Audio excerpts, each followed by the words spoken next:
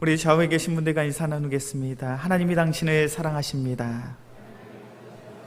하나님이 당신과 함께 하십니다. 요즘 참 그런 것 같아요. 끊임없이 어려운 일들이 계속 일어나고 있습니다. 계속 발생하고 있어요. 지난 2년 반 동안 코로나 바이러스의 창궐함과 확산 속에 우리는 참으로 힘든 시기를 보냈죠. 이제 코로나 바이러스가 좀 주춤해지는 듯 하더니 이젠 긴 장마로 많은 비로 우리는 어려움을 겪었습니다. 그리고 다시금 조금 괜찮아지고 좀 즐거운 명절을 보낼까 하니까 남쪽에서 지금까지 한반도에 그런 영향을 끼친 적이 없는 초강력 태풍이 북상 중이라고 합니다. 참, 우리의 삶 속에 근심거리가, 걱정거리가 끊임없이 일어나는 것처럼 보여집니다. 그런데 중요한 사실은 우리의 삶과 우리의 환경이 그러하다 할지라도 하나님이 우리를 사랑하신다는 그 사실은 변치 않는 줄로 믿습니다. 우리를 사랑하시는 그 하나님께서 우리의 삶을 인도하신다는 그 사실은 영원한 줄로 믿습니다. 오늘 귀한 예배 자리에 나오신 우리 귀한 성도님들, 우리의 상황, 우리의 환경이 어떠하든지 나를 사랑하시는 그 하나님만을 주목하며 하나님의 동행하심을, 하나님의 인도하심을 경험함으로 살아갈 수 있는 우리 모두가 되어지길 주의 이름으로 간절히 축원합니다. 우리는 지난 시간에 이제 시편 3편의 말씀을 살펴보았죠. 그리고 오늘은 이제 시편 4편의 말씀을 살펴봅니다. 많은 신학자들이 시편 3편과 시편 4편을 쌍둥이 시편이라고 이야기를 합니다. 쌍둥이 시편이라고 이야기하는 이유는 동일한 상황 속에서, 동일한 배경 속에서 쓰여진 시편이기 때문에 그래요. 단 차이가 있다면 시편 3편은 아침에, 동일한 상황 속에서 아침에 부른 찬양이요, 시편 4편은 동일한 상황 속에서 저녁에 잠자리에 들기 전에 불렀던 하나님을 향한 찬양이라고 이야기합니다. 그래서 시편 3편 5절의 말씀을 보면 이렇게 말하죠. 내가 누워 자고 깨었으니 여호와께서 나를 붙드심이라. 다윗은 동일한 상황 속에서 큰 고난과 시련과 역경 속에서 이른 아침 잠에서 깨었을 때 하나님을 찬양했던 고백이 시편 3편이. 그리고 시편 4편 8절의 말씀을 보면 내가 평안히 눕고 자기도 하리니 나를 안전히 살게 하시는 이는 오직 여호와이시니라. 이제는 다윗이 동일한 고난과 시련 속에서 잠자리에 들기 전에 하나님을 향하여 찬양하는 고백, 하나님 향하여 기도하는 그 고백이 시편 4편인 거죠. 그렇게 우리가 시편 3편과 시편 4편을 묵상함에 있어서 중요한 것이 있다면 다윗이 과연 어떠한 상황 속에서 이 시를 썼는가, 이러한 찬양을 하고 있는가를 우리가 잘 기억할 필요가 있습니다.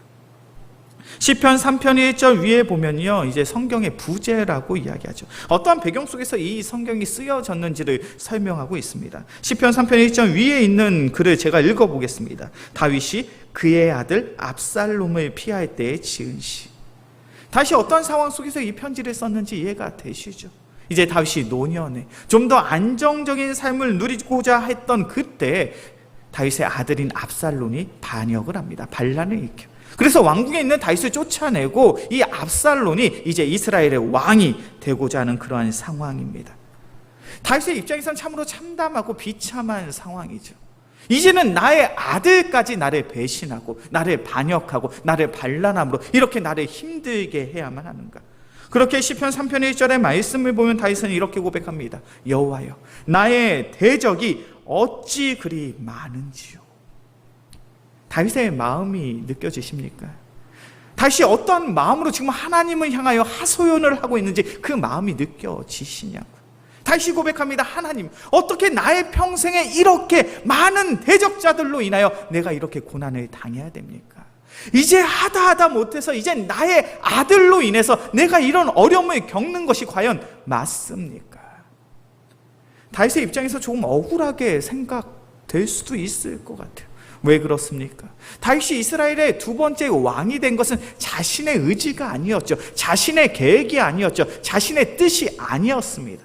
철저히 하나님의 부름이 있었고 하나님의 인도하심으로 말미암아 다윗이 이스라엘의 두 번째 왕이 되었잖아요.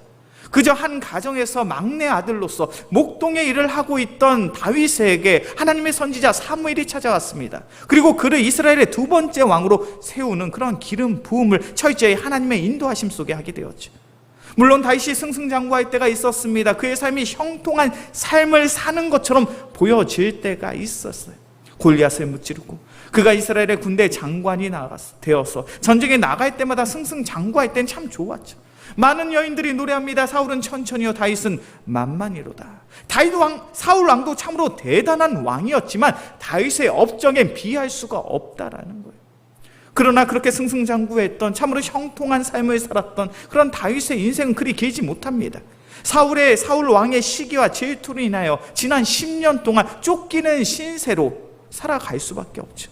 얼마나 집요하게 사울 왕이 다윗을 쫓고 있는지 더 이상 이스라엘 영토에 숨을 데가 없는 거예요. 다윗을 숨겨줄 사람이 없습니다. 그래서 다윗이 행한 선택이 무엇입니까? 나의 적군의 나라 블레셋의 영토에 들어가 숨어 지내는 것이 그가 할 수 있는 최선이었죠.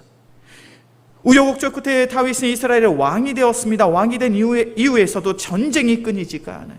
그렇게 수많은 전쟁터에 다윗은 나갈 수밖에 없습니다. 늘 주위에는 대적자들이 있습니다. 전쟁의 현장 가운데서 언제 죽을지 모르는, 언제 죽임 당할지 모르는 그런 두려움 속에 수시간을 보낼 수밖에 없었죠. 이제 다윗은 노년의 시기를 보내고 있습니다. 이제 그는 노년의 시기를 보내고 있기에 더 이상 전쟁터에 나가지 않아도 되는 그러한 시기를 보내고 있는 거예요. 그런데 이제는 누가 반역을 합니까? 누가 반란합니까? 내가 키운 나의 아들 압살롬이 반역함으로 인하여 이제 왕궁에서 쫓겨서 다시금 언제 죽임당할지 모르는 그런 두려움 상황 속에 놓여져 있는 거예요. 그런 다윗이 하나님을 향하여 이렇게 하소연합니다. 하나님, 나의 대적이 왜 이리도 많은지요. 어찌 이리 많은 대적자들로 인하여 내가 이런 공고한 삶을, 공고한 시간을 보내야 됩니까? 바로 시편 3편과 4편은 이러한 배경 속에서 쓰여진 거예요. 다윗의 입장에선 사방이 대적자들입니다. 항상 자신의 목숨을 노리는 사람들이 그 주위엔 가득한 것처럼 보여지고 있어요. 그렇다면 인간적인 관점으로 본다면 참으로 좌절되고 절망적인 상황 아닙니까? 참으로 비참하고 참담한 상황이 아니냐는 거예요. 이제는 자신의 아들까지도 반란을 일으켜 아버지 다윗의 목숨을 해하고자 하는 그런 절박한 상황, 그런 절박한 상황 속에서 다윗은 하나님을 또 찾고 있습니다. 오늘 우리 본문의 말씀 시편 3편 1절의 말씀이죠. 시편 4편 1절의 말씀 함께 봉독합니다. 내 의의 하나님이여 내가 부를 때 응답하소서. 곤란 중에 나를 너그럽게 하셨사오니 내게 은혜를 베푸사 나의 기도를 들으소서. 다윗은 참으로 참담하고 비참한 상황 속에 놓여져 있습니다. 이제는 더 이상 내가 내 힘으로 무엇인가를 할 수 없는 그런 상황처럼 보여져요. 그런 상황 속에서 다윗은 하나님을 향하여 고백합니다. 내 의의 하나님이요. 이 내 의의 하나님이여라는 이 번역은요, 히브리어 원어 그대로 직역하면 이렇게 돼요. 나의 의, 나의 하나님이요. 지금 다윗은 나의 하나님, 나의 의가 되시는 나의 하나님을 찾고 계시더라는 거예요. 우리가 성경의 말씀을 묵상할 때요, 성경에서 내 의의 하나님, 나의 의, 나의 하나님이여 라는 고백 속엔 두 가지의 의미가 있다는 것을 우리가 알고 성경을 묵상해야 됩니다. 다윗은 지금 어떠한 하나님을 고백하고 있는 거냐면 내 의여, 나의 하나님이여 라는 고백 속에는 먼저는 공의의 하나님을 찬양하고 있는 거예요. 공의의 하나님은 어떠한 하나님이십니까? 악인의 현통함을 관망하지 않으시는 하나님, 악인의 잘됨을 내버려두지 않으시는 하나님이에요. 의인의 아픔과 의인의 절규를 외면하지 않으시는 그러한 하나님. 그렇기에 하나님은 의인은 반드시 복을 주시고 악인은 반드시 심판하시는 그 공의로우신 하나님, 나의 의, 나의 하나님이라는 건 그런 공의로운 하나님을 향한 고백인 거예요. 그리고 두 번째 내용도 우리가 반드시 기억해야 돼요. 그것은 바로 사랑의 하나님이라는 것. 사랑의 하나님은 어떠한 하나님이십니까? 나를 사랑하사 나의 부르짖음에 반드시 응답하시는 하나님. 내 의의 하나님이여, 나의 의여, 나의 하나님이여 라는 다윗의 고백 속엔 공의의 하나님, 사랑의 하나님에 향한 간절한 믿음의 고백이 함께하고 있더라는 거예요. 우리가 우리의 삶 속에 뜻하지 않은 고난과 시련이 있을 때 우리가 가장 범하기 쉬운 실수가 있습니다. 그것이 무엇이냐면 우리가 하나님을 잊고 외면한 채 살아가더라는 거예요. 하나님을 불신하는 마음을 가지고 살아가더라는 거예요. 나의 삶 속에 뜻하지 않은 고난과 시련이 있습니다. 역경과 아픔이 있습니다. 수년 동안 준비했던 직장의 문제에 계속 낭망을 하게 되는 거죠. 수년 동안 준비했던 시험에 떨어집니다. 아름다운 가정을 꾸렸음에도 불구하고 여전히 그 가정 속에 불화가 있습니다. 다툼이 있습니다. 나의 삶 속에 내가 감당할 수 없을 것만 같은 그런 시련과 아픔과 역경과 고난이 우리의 삶 속에 있더라는 거예요. 그럴 때마다 우리가 너무나도 쉽게 범하는 실수는, 하나님, 왜 나에게만 이런 고난을 주십니까? 왜 나에게만 이런 시련을 주십니까? 그리고 하나님을 향하여, 그 하나님을 향하여 우리가 불신하는 마음을 가지고 살아가고 있지는 않냐라는 거예요. 우리의 마음속엔 그러한 마음이 있는 것 같아요. 하나님은 더 이상 공의롭지 않다라는 거예요. 저렇게 열심히 최선을 다하지 않은 사람들도 세상 속에서 떵떵거리며 살아가는데, 나는 이렇게 열심히 최선을 다했음에도 불구하고 나의 삶이 이렇게 초라하다는 것은 하나님은 더 이상 공의롭지 않다라는 거예요. 하나님은 더 이상 나를 사랑하시지 않는다는 거예요. 하나님이 나를 사랑하신다면 분명 나의 기도에 응답해 주실 터인데, 하나님이 나를 사랑하시지 않기 때문에 이제는 나의 기도에 응답하지 않으시고, 우리가 우리의 고난과 시련 속에서 하나님을 향하여 그러한 마음을 가지고, 하나님을 향하는 불신의 마음을 가지고 하나님을 향하여 원망하며 불평과 불만을 우리는 얼마든지 늘어놓을 수 있더라는 거예요. 성경의 말씀을 보면, 민수기 13장의 말씀을 보면, 이제 약속의 땅에 도달한 이스라엘 백성이 하나님을 향하여 그렇게 원망하며 하나님을 향하여 그러한 불평과 불만을 쏟아내잖아요.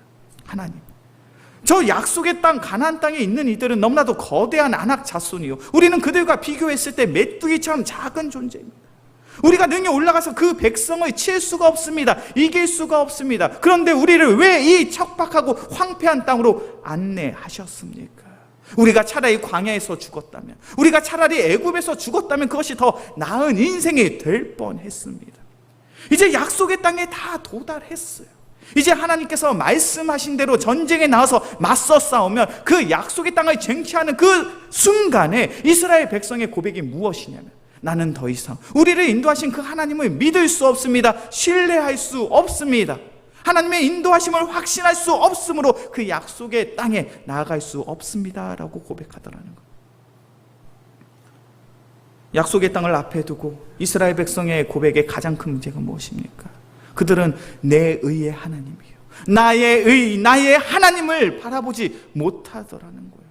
공의의 하나님, 사랑의 하나님 되시는 그 하나님을 바라보지 못하더라는 거예요. 우리의 모습은 분명 달라야 될 줄로 믿습니다. 우리가 열심히 신앙생활을 하지만 우리의 신앙의 여정 가운데 분명 고난이 있을 줄로 믿습니다.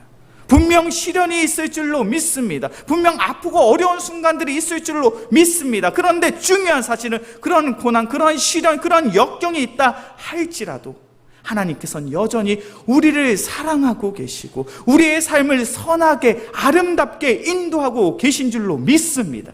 그 믿음의 고백이 바로 나의 하나님이라는 고백이라는 거예요. 우리의 모습이 그러해야 돼요. 다윗은 평생의 대적자들이 끊이지 않습니다.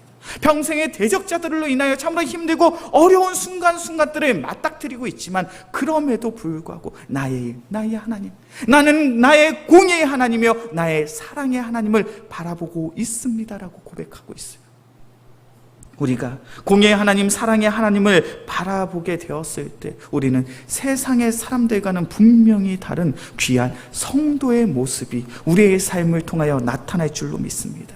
그것이 무엇일까요? 바로 우리는 고난 속에서 원망 대신 불평과 불만을 토로하는 대신 기도할 수 있더라는 거예요. 오늘 시편 4편의 말씀 1절의 말씀을 다시 한번 읽어보겠습니다. 시편 4편 1절의 말씀 함께 봉독합니다. 내 의의 하나님이여, 내가 부를 때 응답하소서. 곤란 중에 나를 너그럽게 하셨사오니 내게 은혜를 베푸사 나의 기도를 들어주소서. 우리 3절의 말씀도 함께 봉독합니다. 시편 4편 3절의 말씀 함께 봉독합니다. 여호와께서 자기를 위하여 경건한 자를 택하신 줄 너희가 알지어다. 내가 그를 부를 때 여호와께서 들으시로도다. 아들의 반역 속에 반란 속에 참으로 절망되고 좌절되는 그 순간 속에 다윗의 고백이 무엇입니까? 내가 지금 하나님께 기도하고 있습니다. 내가 지금 하나님께 간구함으로 인하여 하나님께서 나의 기도에 들어주실 줄로 믿습니다.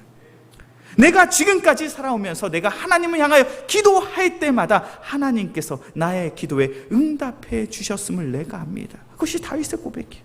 이러한 다윗의 고백은 시편 3편에서도 동일하게 고백해요. 시편 3편 4절의 말씀이죠. 제가 봉독합니다.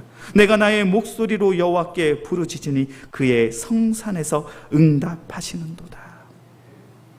내가 나의 목소리로 나의 간절함을 가지고 하나님을 찾을 때마다 하나님께서 나의 기도에 응답해 주셨다. 고난 속에서 기도할 수 있는 것이 바로 성도들의 특권인 줄로 믿습니다. 우리의 삶 속에 고난과 시련이 있을 때, 역경과 아픔이 있을 때 우리가 기도하게 된다면 하나님께서는 분명 반드시 나의 기도에 응답하시는 줄로 믿습니다. 이것이 얼마나 귀한 믿음의 고백이요 성도들의 특권인지 몰라요. 세상의 사람들은 고난이 있고 시련이 있을 때 어떠한 삶을 선택합니까? 어떤 것 같아요? 세상의 사람들 뜻하지 않은 사건과 사고로 인하여 참으로 힘들고 어려운 일들이 있을 때 세상의 사람들은 어떤 선택을 합니까? 제가 지켜보니까 세상의 사람들은 어려운 일이 생기면 그 문제에 대한 책임을 다른 사람에게 넘기는, 남을 탓함으로 그 상황을 모면하고자 하는 그런 모습들이 강하더라고요. 우리가 지난 2년 6개월 동안 코로나 바이러스의 확산과 장기화로 인해서 참으로 힘들고 어려운 시간을 보냈습니다.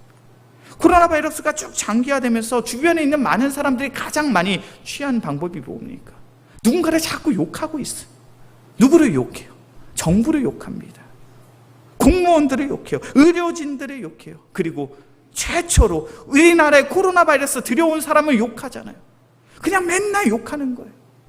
이 문제를 다른 사람 탓하며 그들의 잘못된 선택으로 인하여, 잘못된 방침으로 인하여 우리가 이렇게 힘든 시간들을 보낸다. 그렇게 남들을 욕하고 그러면서 2년 반이라는 시간을 흘려 보냄으로 지금 이 시기까지 도달하게 되었습니다. 근데 잘 지켜보셨으면 좋겠어요. 그렇게 남들 욕하는 사람들을 보면, 그렇게 남 탓하고 남 욕함으로 그 시간들을 보낸 사람들을 보면 그렇게 남 욕한 다음에 그 문제가 해결이 됐냐는 거예요. 그들의 마음속에 어떠한 기쁨과 평안이 있냐라는 거예요. 아니요, 그렇지 않잖아요. 어떠한 사건과 사고 속에서 힘들고 어려운 상황 속에 이 문제를 다른 사람 탓하는 사람들의 공통점이 뭐냐면 여전히 그 문제로 인하여 근심하고 걱정하고 두려워하고 있더라는 거예요. 그 문제가 해결되지 않더라는 거예요. 그런데 믿는 자들의 삶은 다르다. 기도하는 자들의 삶은 다르더라는 거예요. 오늘 본문의 말씀 시편 4편과 4편 7절과 8절의 말씀을 함께 봉독하겠습니다. 시편 4편 7절과 8절의 말씀 함께 봉독합니다. 주께서 내 마음에 두신 기쁨은 그들의 곡식과 새 포도주가 풍성할 때보다 더하니 내가 평안히 눕고 자기도 하리니 나를 안전하게 살게 하시는 이는 오직 여호와이시니이다. 다윗이 이렇게 고백합니다. 하나님이 나의 마음속에 주신 기쁨이 있구나. 이것은 내가 큰 수확물을 얻었을 때보다, 새 포도주와 새 곡식이 풍성할 때보다 더욱 큰 기쁨을, 더욱 큰 감사의 마음을 나의 마음에 주셨구나. 내가 그래서 오늘 밤도 평안히 눕고 잠을 청할 수 있다라는 거예요. 이 상황이 어떠한 상황 속에서 쓰여진 다윗의 찬양이고 고백이라고 말씀드렸습니까? 그의 아들 압살롬이 반역을 해서 쫓기는 신세예요. 압살롬의 반역에 이 문제가 해결이 됐나요? 해결되지 않았나요? 해결이 됐습니까? 해결되지 않았습니까? 이 시편 4편의 상황 속에서 아직 해결되지 않았어요. 다윗은 여전히 쫓기는 신세예요.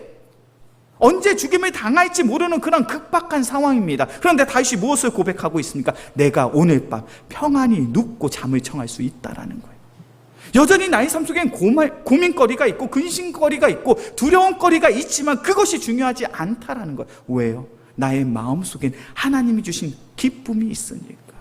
이 기쁨은 내가 곡식이 풍성함으로 새 포도주를 얻었을 때보다도 가히 비교할 수 없는 큰 기쁨과 감사함이 오늘 나의 마음속에 있구나라는 거예요. 이것이 바로 성도들의 특권인 줄로 믿습니다. 세상의 사람들은 언제 두 다리 쭉 뻗고 잠을 청할까요? 내가 가지고 있는 그 문제가 해결돼야 두 다리를 쭉 뻗고 살아갈 수가 있어요. 근데 잘 생각해 보셔요. 우리의 인생은 근심거리가, 고민거리가, 걱정거리가 끊임없이 발생을 합니다. 2년 6개월 동안 우리가 코로나 바이러스로 인하여 참으로 힘든 시기를 보냈다가 좀 나아질만 하니까 긴 장마로 인해서 어려움을 겪고, 이제는 큰 태풍으로 인해서 어려움을 겪고, 이제 태풍만 지나가면 우리의 삶 속에 모든 근심, 걱정, 어려운 문제가 다 해결될까요? 그렇지 않을 겁니다. 또 다른 문제가 우리를 힘들게 하겠죠. 또 다른 근심거리가 우리를 어렵게 하겠죠. 그런데 중요한 사실은 무엇이냐면 우리의 삶과 우리의 환경이 어떠하든지 기도하는 자들에겐 하나님께서 평안의 마음을, 감사의 마음을, 기쁨의 마음을 허락해 주실 줄로 믿습니다. 그것이 바로 기도하는 자들의 특권이에요. 믿는 자들이 기도할 때 하나님이 주시는 은혜더라는 거예요. 우리 말씀을 한번 찾아볼까요? 빌립보서 4장의 말씀입니다. 빌립보서 4장 6절과 7절의 말씀입니다. 빌립보서 4장 6절과 7절의 말씀,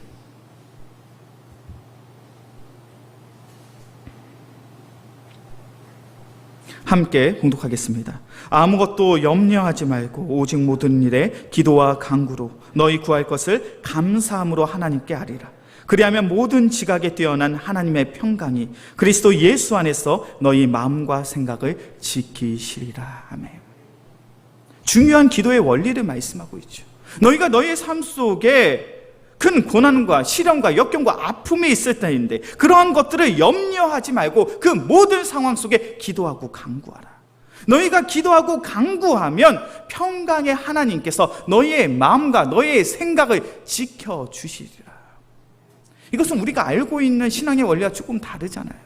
우리가 열심히 간구하고 기도함으로 인하여 나의 삶의 문제가 해결되는 것을 우리가 원하고 있잖아요. 그런데 오늘 빌립보서 4장 6절과 7절에서는 그 문제에 대해서 이야기하고 있지 않습니다. 너희가 기도하고 간구할 때 너희 삶의 문제를 해결해 주겠다가 아니라 너희의 마음과 너희의 생각을 지켜주겠다는 거예요. 그것이 무엇을 전제하고 있나요? 우리가 이 땅 가운데 살아가며 하나님께서 뜻하시는 고난과 시련이 있더라는 거예요. 왜 하나님께서 우리의 삶 속에 우리가 감당할 수 없을 것만 같은 그러한 고난과 그러한 시련을 주십니까? 그 시간을 통하여 우리가 더욱 성장하고 성숙하게 되어지기를 원하는 마음, 우리의 믿음과 우리의 신앙이 더욱 자라고 성장하기 위해서 때론 하나님께서 우리의 삶 속에 고난과 시련을 허락해 주셔. 그런데 우리는 믿는 자로서 그 고난과 시련 속에서 기도할 때 하나님 주시는 평강을 누릴 수 있는 거예요. 하나님 주시는 감사의 마음을 가지고 기쁨의 마음을 가지고 인내할 수 있는 거예요. 그래서 그 인내의 터널이 끝나게 되어질 때 우리는 고백하게 되는 거죠. 아, 하나님이 정말로 나를 사랑하시는구나. 그 사랑하시는 하나님이 이러한 마음을 가지라고, 이러한 성숙한 믿음과 신앙을 가지라고 이렇게 나를 훈련하셨구나. 그렇게 우리가 우리의 고난과 시련 속에서 우리가 기도함으로 누려야 될 것이 무엇입니까? 하나님이 주시는 평안을 누릴 수 있어요. 하나님이 주시는 기쁨을 누릴 수 있어야 돼요. 하나님이 주시는 감사의 마음을 가지고 살아갈 수 있어야 돼요. 그때 우리는 인내의 터널을 통과할 수 있으며 그 인내의 터널을 통과함으로 인하여 주님께서 맺게 하신 믿음의 열매가, 복음의 열매가 우리의 삶 속에 맺어지더라는 거예요. 영광교회 귀한 성도님들, 앞으로 우리의 삶 속에 고난과 시련이 없었으면 좋겠지만 우리가 전혀 예상하지 못했던, 예측하지 못했던 그런 고난과 시련이 분명 우리의 삶에 있게 될 것입니다. 그런데 중요한 신앙의 원리가 무엇입니까? 그러한 고난과 시련 속에서 반드시 꼭 기도할 수 있는 귀한 믿음의 성도들이 되어지게 주의 이름으로 간절히 축원합니다. 다윗은 노년의 시기에 이제는 평화와 안정을 누려야 될 그 시기에 아들 압살롬의 반역을 인하여 참으로 힘들고 어려운 상황 속에 놓이게 됩니다. 그러나 그가 간절히 기도함으로 그가 고백합니다. 하나님께서 나의 마음속에 기쁨을, 나의 마음속에 평안을, 나의 마음속에 감사의 마음을 허락해 주셨구나. 그렇게 오늘 밤 내가 잠자리에 들 때 두 발을 쭉 펴고 평안한 마음으로 잠을 청할 수 있구나. 우리 영광교회 귀한 성도님들, 우리의 상황, 우리의 환경이 어떠하든지 주님이 주시는 그 귀한 평안의 마음을 갖고 살아갈 수 있는 우리 모두가 되어지게 주의 이름으로 간절히 축원합니다. 그러므로 인하여 세상의 사람들은 여전히 코로나 바이러스의 확산으로 인하여 근심하고, 수해로 인하여 근심하고, 태풍으로 인하여 근심하는 이때에 우리는 주님께서 허락하신 평안의 마음을 안고 매일의 삶 속에 감사하며 나와 동행하시는, 나를 사랑하시는 그 하나님을 찬양할 수 있는 우리 모두가 되어지게 주의 이름으로 간절히 축원합니다. 기도하겠습니다. 사랑해 주님 감사합니다. 주님께서 우리를 사랑하시기에 귀한 말씀의 자리, 귀한 기도의 자리에 나온 줄로 믿습니다. 우리의 인생을 돌아보며 우리의 삶 속에 고난이, 시련이, 역경이, 아픔이 끊이지 않음을 고백합니다. 그러나 우리의 상황 속에 그 어떠한 고난과 시련, 역경과 아픔이 있다 할지라도 우리 믿는 자들의 특권인 간절한 기도를 통하여 세상이 줄 수 없는 그 귀한 평안을, 감사의 마음을 누릴 수 있는 은혜의 성도들 되게 하여 주시옵소서. 그리하여 주님께서 허락하신 인내의 시간들을, 인내의 터널들을 잘 감당함으로 우리의 삶을 통해 믿음의 열매를, 복음의 열매를 맺을 수 있는 우리 모두가 되게 하여 주시옵소서. 우리의 모든 상황을 주님 앞에 내어드리오며 우리를 사랑하시는 예수 그리스도의 이름으로 기도합니다. 아멘.